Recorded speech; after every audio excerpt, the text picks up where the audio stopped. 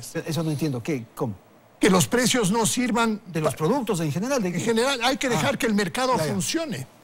Y si uno quiere ayudar a alguien, porque hay derecho y hay obligación de ayudar, pongamos una cuenta específica de a quién le queremos ayudar, por qué monto le queremos ayudar, por qué tiempo le queremos hacer. Y todos vamos a saber cuánto nos cueste el subsidio para determinada cosa. Y no de la forma como durante tantos años lo tuvimos en vigencia, que uno podría decir 40.000 millones de despilfarro a través del subsidio es una cifra fácilmente comprobable, si no es más. ¿Y qué hubiéramos hecho con esos 40.000 millones? Eso es lo que nos ha costado el subsidio en estos casi 40 años. Eso o un poco más. Esa es una cifra que usted manejaba, Juan Sebastián, dijo 60.000 en alguna declaración. Así es. 60.000 millones que costó el subsidio. Así es, pero lo más importante aquí es qué es lo que se dejó de hacer. Porque no solamente es dónde se entregó y a quién se le entregó esa plata. Porque cuando uno piensa en un subsidio, como bien dice Abelardo, y como hace un momento mencionaba el ministro de Economía, no necesariamente está mal. Si tú le entregas un subsidio a una persona pobre que no tiene capacidad de subsistir, que es lo que estamos haciendo ahora con la protección social, vamos a incrementar en $15 al millón de familias que reciben el bono de desarrollo humano y en $15 también a las 300.000 familias que ahora queremos que necesitan ese apoyo. Eso es lógico, esa gente necesita esa plata. Pero si estás entregando esta plata a contrabandistas que van a sacar además la plata del país, no tiene ningún sentido. Yo aquí, Andrés, también quisiera hacer hincapié en una propuesta política que pensó el gobierno para hacer la propuesta económica de la semana pasada. La primera, estamos planteando una solución para los 5 temas más importantes del país. El primero, el empleo. Estamos planteando una reforma laboral que va a permitir, primero, que quienes no tengan trabajo accedan a uno, con modalidades contractuales sencillas, que les permitan a los empleadores incentivar su criterio para poder contratar gente. Y al mismo tiempo van a proteger esa misma reforma laboral a los que ya tienen trabajo porque ellos seguirán protegidos por el código anterior. Segundo, vamos a apoyar el gasto en seguridad. ¿Cómo? Pidiéndole una contribución a los que más tienen. Todos los que vendan más de $10 millones darán una contribución que significará $100 millones en el erario nacional para gastar en seguridad, en educación y en salud, pero principalmente en seguridad. Tercero, vamos a blindar la dolarización, porque estamos entregando un código monetario y financiero que asegura que los gobiernos ya no tengan la tentación de echar mano de las reservas internacionales o nacionales para poder golpear un bien que es un bien social para nosotros como la dolarización. Cuarto, estamos aliviando la situación de los emprendedores y la población, bajando impuestos, bajando aranceles, permitiéndoles además ya no pasar por tanto trámite engorroso por el que tenían que pasar. Y quinto, estamos pasando por el proceso más importante, estamos pasando por el proceso más importante, que es cubrir a la población en general, primero con lo que acabo de mencionar del bono de desarrollo humano, pero segundo también con la reasignación de esos subsidios a donde eso tiene que ir, a salud, a educación, a vivienda, sobre todo enfocados en los temas de calidad que acaba de mencionar el economista. Gracias, Juan Sebastián. Ministro, le voy a dar la palabra, pero tras del corte comercial. Tengo que atender el corte de publicidad y enseguida retornamos con usted. Ya volvemos.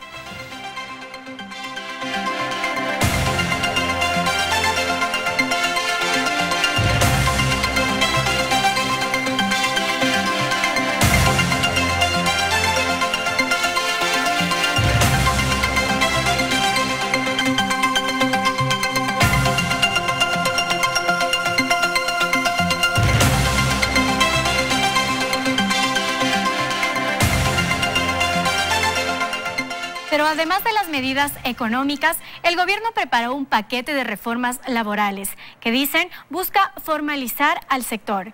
Entre ellas están nuevas modalidades de contrato. Actualmente en el país existen 36 modalidades y hoy se proponen contratos para emprendedores, contratos ocasionales y eventuales, contrato de prestación de servicios, contrato de tiempo determinado, también un contrato de reemplazo en caso de licencia de maternidad, paternidad y enfermedades catastróficas. Además, se anunció que se modificará la jubilación patronal. La propuesta es que los empleadores incrementen el aporte mensual en 2% y ese valor sea ahorrado ya sea en el IES o en fondos privados. Además, se plantean facilidades para el teletrabajo, es decir, el trabajo desde casa. Todas estas reformas deberán pasar primero por la Asamblea Nacional, en donde se abrirá el debate para modificar, aprobar o no este proyecto. Lo que sí han dicho las autoridades es que estas reformas no serán retroactivas, es decir, se aplicarían únicamente a las nuevas contrataciones. Pues sí, vamos entonces a la segunda parte del programa. Voy a dar la palabra al ministro para que comente algo de lo que dijo Abelardo en el segmento anterior y luego entramos a estos asuntos de orden ya laboral, si es tan amable. Sí, mire, yo creo que lo que ha mencionado Abelardo es muy importante. La calidad del gasto importa muchas veces más que la cantidad de gasto, ¿no? Pero no solo eso, sino que la estructura del Estado, que está basada en un concepto del rol mismo del Estado, es el que tiene que cambiar. Es decir, esto, Andrés, va a rebasar a este gobierno en tiempo. Fueron 10 años de un modelo denominado del socialismo del siglo XXI que montó una estructura para generar los mecanismos que le permitan desarrollar ese concepto de desarrollo, ese concepto del socialismo del siglo XXI. Cambiar entonces a un modelo de desarrollo mucho más integral, más próspero, más constructivo a futuro, implica tener una nueva estructura del Estado. Y claro, hay muchos rezagos de esa estructura que el ciudadano la siente en el día a día, que el emprendedor la siente en el día a día, cuando ve ineficiencias, cuando ve burocracia.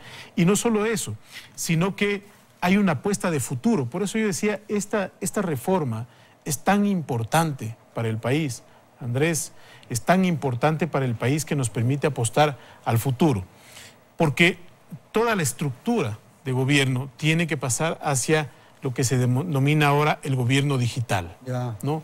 Un gobierno digital donde tienes obviamente que hacer menos esfuerzo fiscal para pagar a más personas, pero no solo eso, sino que garantizas más transparencia y eliminas la discrecionalidad. Entonces, los ciudadanos se topan con un gobierno mucho más eficiente, mucho más transparente, y eso va a quitarle peso también a las cuentas del Estado. Sobre el tema del presupuesto, evidentemente ese 15% de margen de discrecionalidad genera los resultados que ya son evidentes. Por eso es que dentro de las reformas que se han enviado ya al legislativo, constan no solamente el tema tributario, el tema laboral, en el que ya vamos a profundizar, pero una reforma al Código de Planificación de Finanzas Públicas para reducir ese 15% de discrecionalidad a 5% y ampliar en un 3% solamente si es que existen casos de emergencia, ¿no? Estados de emergencia, desastres naturales, etcétera, que son excepcional que uno no puede administrar. Recursos, pero no solo eso, sino que la forma de presupuestación es diferente. ¿Por qué? Porque cambiamos la dinámica de presupuestación. Vamos a poner techos presupuestarios. Hoy, ¿cómo funciona la dinámica de presupuestación? Todas las entidades dicen, mira, quiero hacer esto, y las necesidades son eternas, pero los recursos son escasos. Entonces, quiero hacer todo esto. ¿Cuáles son los pedidos que hacen las instituciones públicas con buena voluntad, obviamente con sus proyectos? El año pasado, para el presupuesto del 2019, cuando trabajábamos en el 2018, los pedidos para gasto de inversión eran de cerca de 7.500 millones de dólares, solamente inversión. Entonces, de ahora en adelante, una vez que podamos hacer esta reforma, va a funcionar de manera diferente. Señores, este es el dinero que hay. Y sobre este dinero vamos a gastar. ¿Para qué? Para trabajar sobre la base de un presupuesto sostenible.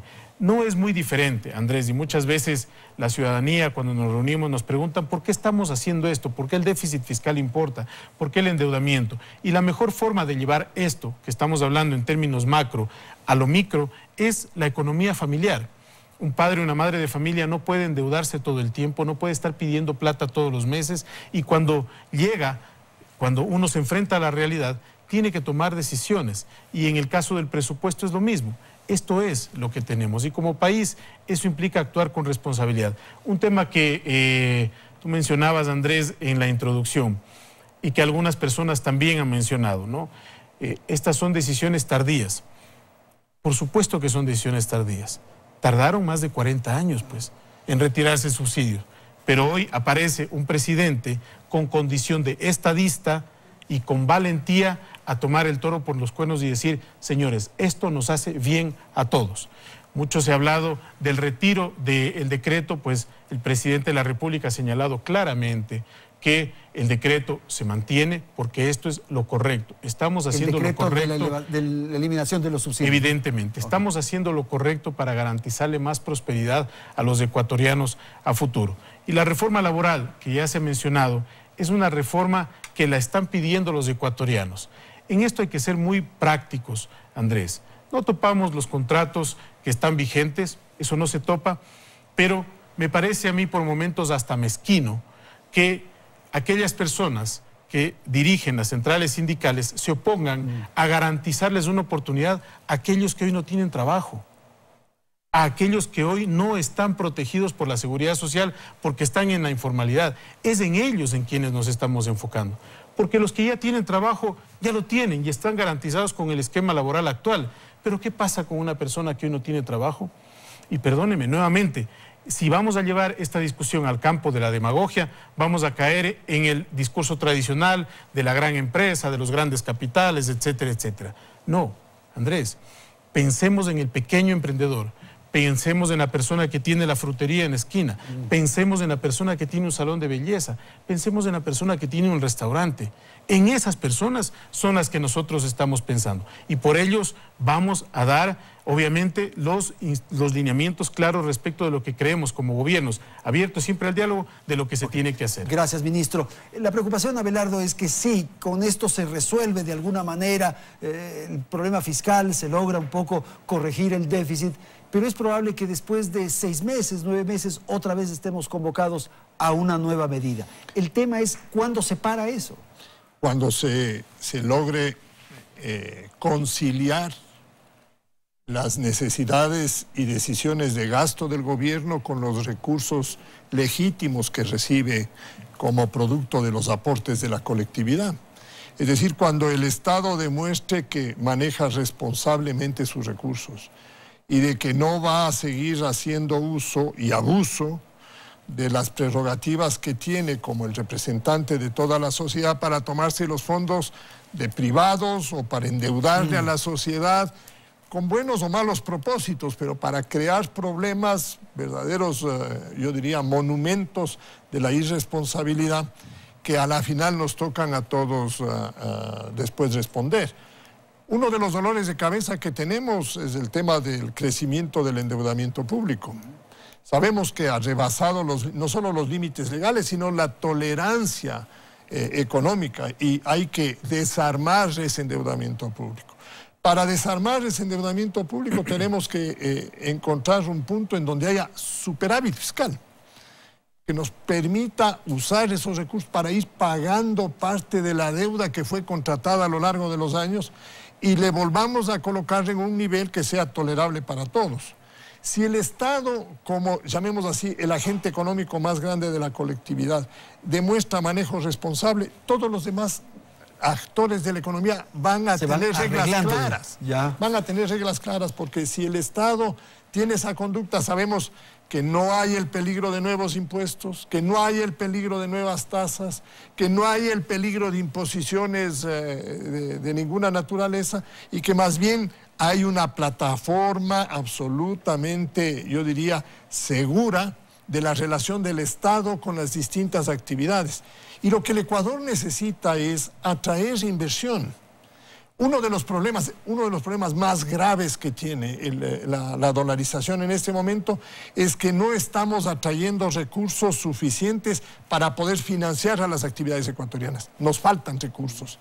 La balanza de pagos está estable, pero frágilmente estable, no nos da excedentes. Entonces, como eso no existe y como la dolarización es un activo y un bien público que la sociedad quiere mantenerlo, la única manera de hacerle atractiva a la sociedad ecuatoriana frente a los inversionistas internacionales es cuando las reglas fiscales son estables, cuando se puede confiar en el manejo de una sociedad. Entonces, aquí es bien importante 2 cosas: tener las reglas macrofiscales, la camisa de fuerza que le obligue al Ejecutivo a no poder salirse, y segundo, tener una conducta de los políticos que no tenga una inclinación populista, sino que tenga una inclinación hacia el cumplimiento de sus responsabilidades.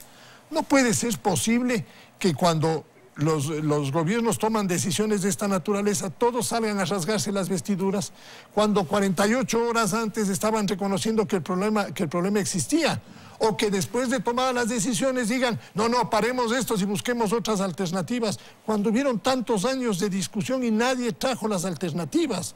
Porque frente a la economía, los paradigmas básicos de respeto de los equilibrios macroeconómicos siguen sin moverse. Todas las experiencias heterodoxas, y la del gobierno de Correa es la peor en la cercanía ecuatoriana, todas esas nos han dado contra un muro. Hoy día nos hemos estrellado contra un muro como consecuencia de ese derroche horroroso al que fue sometido el país. Gracias, Abelardo. Juan Sebastián, el ámbito político. Claro, el decreto del asunto subsidios tiene que resolverse en el Ejecutivo, pero otros tendrán que ir al Parlamento. ¿Ahí hay la opción de que esto pueda pasar por el Ministerio de la Ley o ustedes harán esfuerzos para que eso no ocurra? Si usted me permite, Andrés, yo quisiera regresar un poco en cómo se toma una decisión como esta, tomando su primera pregunta y combinándola con la actual. Y es a partir de la discusión de dónde tiene que ir la plata y cómo se debe manejar.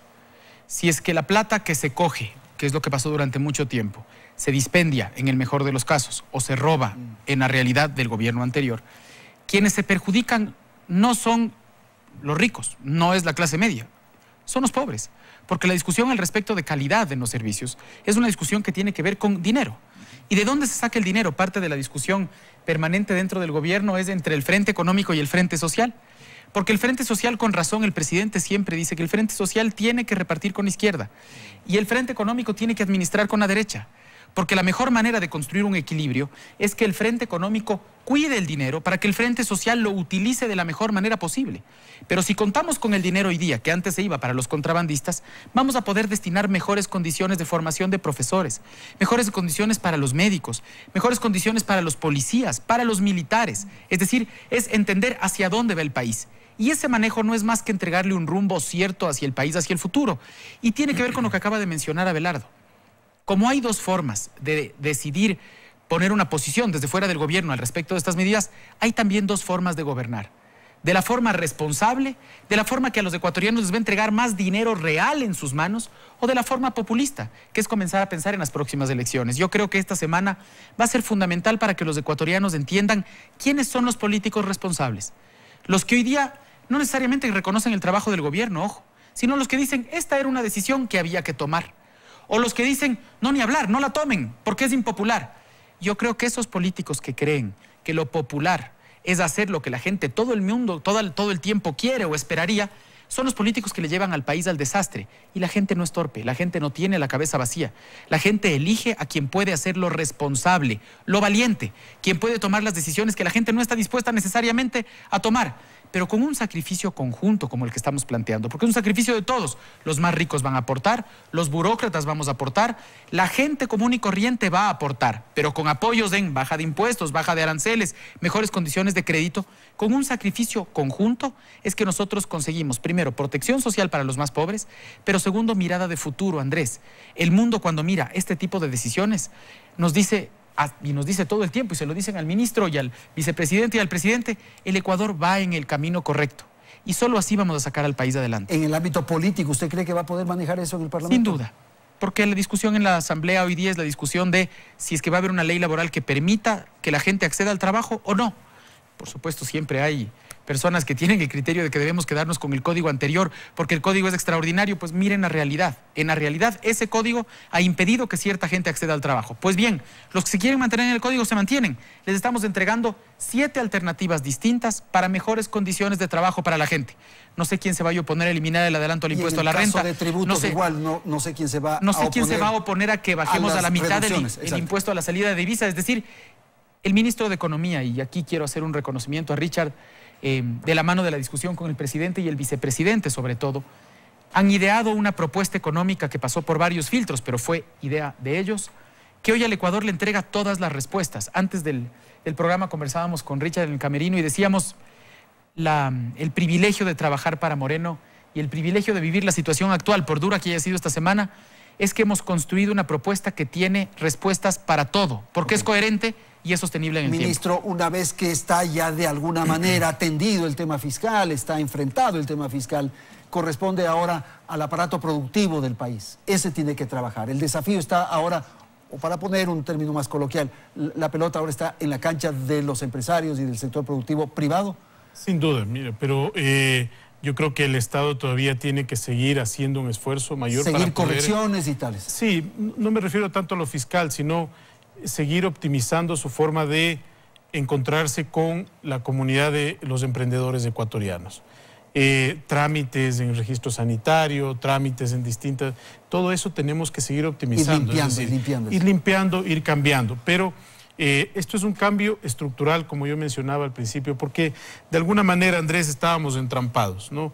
Tú tenías en la agricultura, por ejemplo, en el campo sobrecostos, en maquinaria, en equipo, en insecticidas, en fertilizantes.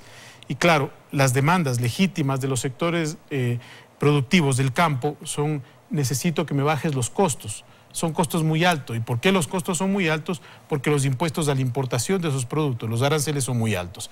Entonces, por el otro lado, el Frente Fiscal Económico dice: oye, no puedo porque no estoy en condiciones de sacrificar recursos. Ese entrampamiento hoy se desata. Ya está. En consecuencia, nosotros tenemos también la capacidad de revertir mayores espacios para el sector productivo. Y también por el lado social, porque ese entrampamiento sucedía también con el sector social, un sector social que se topa con la realidad de los ecuatorianos día a día, que ve las necesidades de las personas con discapacidad o de los adultos mayores en la ruralidad, y que nos dice: necesitamos apoyarles, y no es siempre, ojo, no es siempre entregando un bono, no, sino con programas de asistencia, de integración a la comunidad, etcétera, etcétera. Y nuevamente el frente fiscal complicado. Esto también nos ayuda a liberalizar de alguna manera estos recursos para, en una primera entrada, ampliar la red de protección social y garantizarles a estas personas mayor capacidad adquisitiva. Y el tema de concesiones, de privatizaciones, sí, mira, ese tema yo creo que es una gran oportunidad para el Ecuador, porque la entrada de inversión privada externa es positiva por varias fuentes. Primero, naturalmente, por el ingreso de divisas, pero segundo, porque nos permite garantizar mucha más eficiencia. En el sector público está el sector público, el gobierno central, digamos, y dentro del sector público no financiero, el gobierno central, donde están todos los ministerios, etcétera, y están también las empresas públicas. En las empresas públicas nosotros tenemos que hacer un trabajo muy fuerte para generar optimización.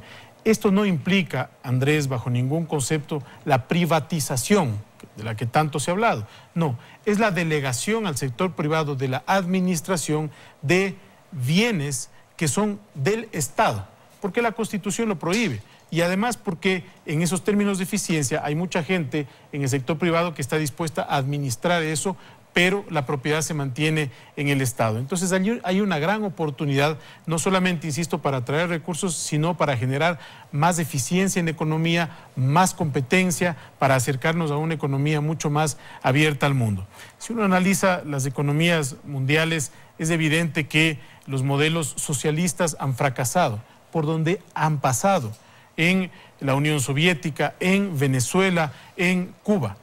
Estamos recibiendo a personas venezolanas, no están los ecuatorianos viajando hacia Venezuela.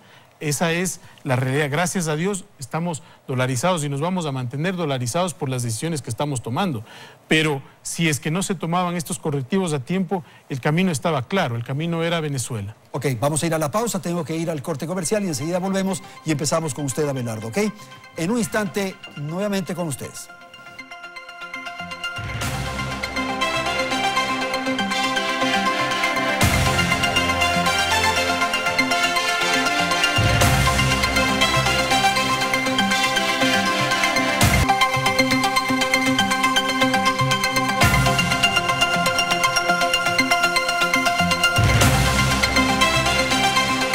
Bien, vamos al segmento final del programa. Como lo señalamos, voy a dar la palabra al economista Pachano para que incorpore su reflexión y su análisis sobre dos temas que se trataron en el segmento anterior. Uno es reformas laborales y concesiones, por favor. A ver, el tema de la reforma laboral yo creo que es uno de los planteamientos más importantes que tiene la política económica en muchísimo tiempo. Los principios en los que se ha basado el Código Laboral fueron establecidos en 1930 durante la segunda revolución industrial y con una gran influencia del marxismo. Eso ya se acabó. Hoy día estamos en la cuarta revolución industrial, hay otro mundo, hay otras relaciones y tenemos otros mecanismos para poder trabajar. A lo largo de estos años, el mercado laboral con esa estructura legal, lo único que hizo es informalizarse. La mayoría de los trabajadores ecuatorianos son informales. Más del 60% de la población es informal. Y yo voy a darles 2 o 3 números para que vean el beneficio que puede ocurrir a lo largo del tiempo si formalizamos a los informales. Es decir, a los que tienen subempleo, a los que están trabajando en cuestiones precarias y todo, y conforme vayamos generando confianza, porque las reglas fiscales ya se estabilizan, porque el Estado se ha ajustado más y porque empiezan los inversionistas a sentir que aquí hay oportunidades, nosotros tenemos la posibilidad de incorporar, llamemos así, a la formalidad 8 millones de ecuatorianos. 4 que están buscando trabajo, pero que están entre el subempleo y el desempleo, y 4 que ni siquiera buscan trabajo. Pero me voy a olvidar de los que no buscan trabajo. 4 millones subempleados. Digamos que los 4 millones de subempleados deberían ganar el salario mínimo vital de $400 al mes, para hacer un número redondo. Eso significa que esos 4.200.000 deberían ganar en el año $20.000 millones. Si los 4.200.000 ecuatorianos ganaran el salario mínimo vital y les incorporaríamos, generan 20.000 millones. Digamos que hoy día ganan el 60% de eso, porque su actividad no les permite tener el salario mínimo vital. Entonces falta el 40% que ellos dejan de recibir porque la sociedad no les absorbe. Eso es 8.000 millones. 8.000 millones de dólares que la estructura de política laboral hace perder a los trabajadores. Y que eso es lo que se les quiere incorporar en el mercado laboral.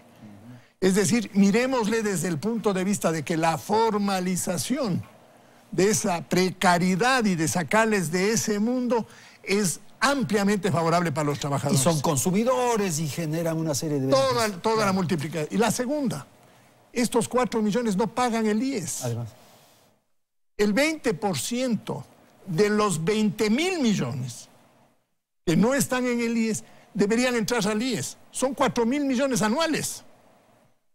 El problema en el IES es un problema que puede ser resuelto si nosotros vamos incorporando a la formalidad a estos trabajadores.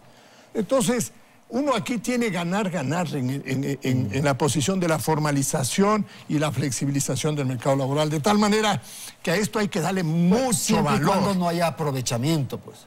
O sea, esas contrataciones. Tiene que haber regulación, se tiene que controlar para que no haya abuso. El trabajador tiene que ser respetado, el empresario también tiene que ser respetado. Pero en lugar de tener un código laboral que esté inclinado solo en favor del trabajador, le pongamos a un código laboral nivelado, en donde derechos de los trabajadores y derechos de los empresarios están manejándose con equidad. Eso es lo que busca, por lo menos yo creo. Perfecto. Tema de concesiones. Y perdóname, sí. Aquí sí el gobierno tiene que rectificar. Lo ha manejado muy mal. No han sido, digamos, las autoridades generales del gobierno capaces de tener una línea y un responsable en el tema de las concesiones. Por eso es en parte que no han podido cristalizar, no han podido cristalizar. Han habido voceros que ventajosamente ya no están ahí en el gobierno, que se han metido a decir CNT ya está vendida, que acá tenemos las refinerías, que por acá ya tenemos el Banco del Pacífico vendido y todo. Y a la final, muchas manos en un plato causan arrebato. Destrozaron eso y ahora hay que volverlo a reenrumbar. Hay activos del Estado que hay que ponerlos en arriendo, hay activos que hay que entregarlos en administración. Hay mucho dinero, pero hay que hacerlo transparentemente. Y esto juega con la necesidad, ya que estamos a tiempo, una vez que se han tomado todas las medidas, de definir qué cosas hace el Estado y qué cosas no las hace. Ese es el debate eterno. ¿Cuál es el rol del Estado? ¿Cuál es el rol del Estado y cuál no? Estamos en esa línea de desarmar todo ese plumaje que le fueron creando alrededor del Estado. Y aquí sí creo que el gobierno tiene que poner un empeño de manera particular. Ok. Richard, por favor, ministro. Mira, yo creo que hay muchísimas oportunidades, pensando, Andrés, en las personas que emprenden y que se esfuerzan día a día para sacar el país adelante, que por cierto se han visto afectadas por las paralizaciones y a quienes hemos ayudado para que puedan seguir trabajando por el país. Y sí me gustaría detallar de alguna manera qué decisiones les van a apoyar. Primero, ya se mencionó, la eliminación del anticipo de impuesto a la renta, que era un dolor de cabeza para los emprendedores. Segundo, un tema tramitológico muy importante. Todas las empresas están obligadas a hacer retención en la fuente. Los emprendedores me van a entender muy bien esta parte. Hoy tenemos 105.000 empresas registradas en la Superintendencia de Compañías y en Servicio de Rentas Internas. De esas 105.000, si nosotros dejamos solamente a 5.000 con la obligatoriedad de hacer la retención en la fuente, no perdemos control de recaudación tributaria, pero garantizamos que 100.000 empresas, microempresas particularmente, ya no tengan esa obligación. Eso es para los microemprendedores, Andrés, un alivio. Le estamos facilitando. Eso es un Estado que dice, yo voy a facilitar la vida, no la voy a complicar, voy a regular, pero voy a actuar con firmeza si es que la regulación no es cumplida. Ese es el rol mismo del Estado del que tú hablabas. Luego, para insumos, materias primas y bienes de capital que hoy se encuentran enlistados en una lista, valga la redundancia, que establece el Comité de Política Tributaria, el ISD se va a reducir al 2,5%. Y ese ISD también, si uno lo piensa en flujos de capitales, tiene muchas restricciones. También estamos haciendo reformas para garantizar que más recursos vengan al Ecuador, que más recursos puedan llegar al país, porque finalmente el ISD se terminó convirtiendo en un impuesto a la entrada de capitales, no a la salida. Luego tenemos otras cosas que van a sectores específicos. En el caso de la construcción, por ejemplo, se hablaba en la nota inicial, el Ecuador va a emitir el primer bono social de la historia del país. Este es un bono inédito porque lo estamos trabajando con uno de los multilaterales del Banco Interamericano de Desarrollo y que nos va a permitir entregar $1.000 millones en crédito hipotecario al 4,99% para viviendas de interés social y viviendas de interés público, es decir, para casas que tengan un valor de hasta $90.000. Eso va a reactivar la economía, va a dinamizar a la construcción, que es un alto generador de empleo y de encadenamientos productivos, pero sobre todo le cambia también un rostro al financiamiento del Ecuador. Es un financiamiento que va a estar con otras condiciones porque este bono social va a estar dedicado única y exclusivamente a eso. Y hay sectores específicos que han tenido sobrecargas muy fuertes. Por ejemplo, el sector bananero, uno de nuestros principales productos de exportación, se pelea con el camarón, ha estado sujeto a una doble imposición. Eso lo vamos a reformar en esta ley. Simplificamos, ¿para qué? Para que nuestro sector bananero pueda competir afuera. ¿Pero para qué es importante que pueda competir afuera? Para que tenga la posibilidad de generar empleo acá. Luego tenemos un sector que está emergiendo, que son las cervezas artesanales. Cervezas artesanales que están básicamente en manos de emprendedores en este momento. Y de jóvenes emprendedores, son productos muy novedosos, algunos de ellos ya exportando. También los vamos a apoyar. ¿Cómo? Reduciendo el impuesto que se paga en ese nivel y quitándoles varias regulaciones que tienen detrás. Estas medidas y estas decisiones van a garantizar que el sector privado, cuando hablo de sector privado no estoy hablando solamente de las grandes empresas, sino de las micro y de las pequeñas también, pueda haber un oxígeno para proyectarse y crecer e invertir. Y un sector clave para la dolarización es el sector exportador, Andrés, que ha estado muy complicado por las condiciones externas, con una apreciación del tipo de cambio real en el dólar, y que hoy necesita un oxígeno para poder seguir compitiendo, mientras otros países devalúan. Por ejemplo, el peso en el caso de Colombia parece que ya superó los $3.300. Eso le resta competitividad. Entonces estamos creando un mecanismo de devolución automática a los exportadores, como lo ha hecho otros países como Perú, para motivar a que esos exportadores puedan mantenerse en el mercado. Gracias, ministro. Juan Sebastián, con usted terminamos. Andrés, creo que este es un momento positivo para el país y es un momento positivo y de optimismo porque las decisiones correctas traen consecuencias correctas. El ejemplo del impuesto al banano de Richard para mí es ejemplificador de a dónde llevaban la economía en el pasado.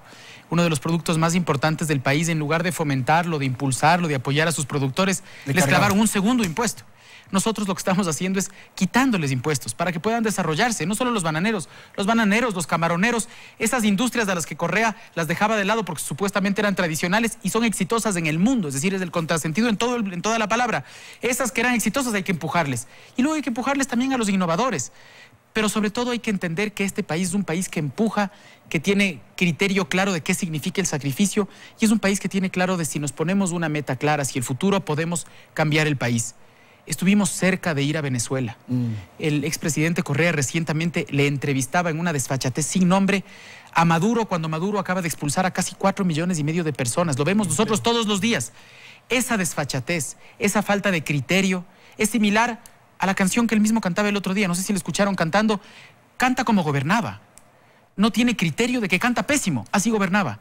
Y allá le llevaba el país, le llevaba a Venezuela. Nosotros estamos llevando a una corrección que le va a permitir al próximo gobierno, cualquiera que este sea, tener un país en un marco democrático, de libertad, de institucionalidad y económico, como para empujar con tal fuerza que el Ecuador llegue al lugar donde merece. ¿Usted cree que las tensiones van a bajar esta semana que se inicia ya mañana? Yo creo que las decisiones difíciles tienen normalmente detractores. Creo que esos detractores pueden expresarse y lo deben hacer en el marco democrático.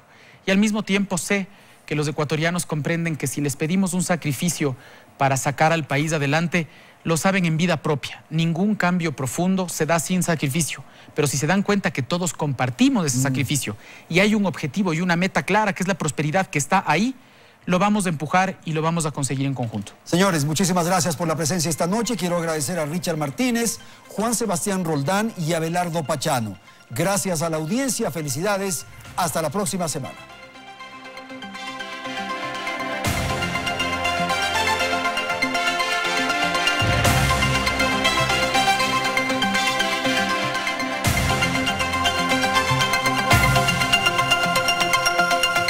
Teleamazonas presentó Hora 25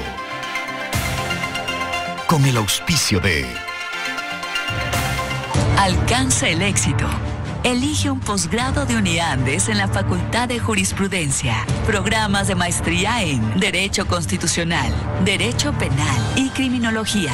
Una maestría Uniandes hace la diferencia. To the height of your dreams.